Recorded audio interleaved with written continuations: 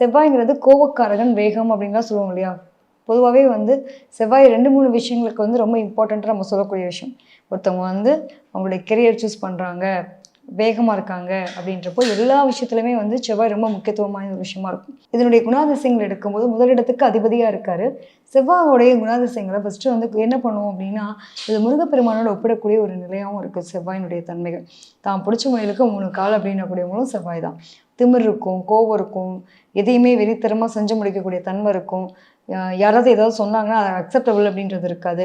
எப்பயுமே சண்டைனா சட்டக்கிளிய தான் செய்யுன்றது மாரி, இவங்கலாம் வந்து சண்டை போட போறாங்க அப்படின்னா, எடுத்தோனே இந்த சண்டை சம்மந்தப்பட்ட விஷயங்கள குறிக்கிறதுமே செவ்வாய் தான்.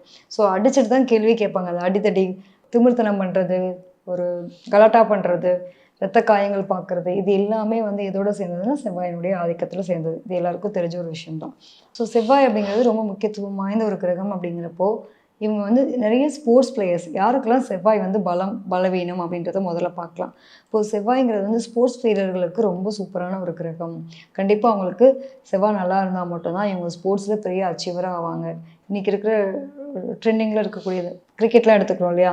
ஸோ அந்த அந்த விளையாட்டுல இருந்தும் சரி, இன்டோர் பிளானட்டா இருக்கட்டும், அவுட்டோர் பிளானட்டா இருக்கட்டும், பொதுவா வந்து மூளை சார்ந்த விஷயங்கள் இல்லாம இயங்கக்கூடிய உறுப்புகள் இயங்கக்கூடிய விஷயங்கள். அதுக்கு எல்லாமே இந்த செவ்வாய் பலமா இருக்கும்.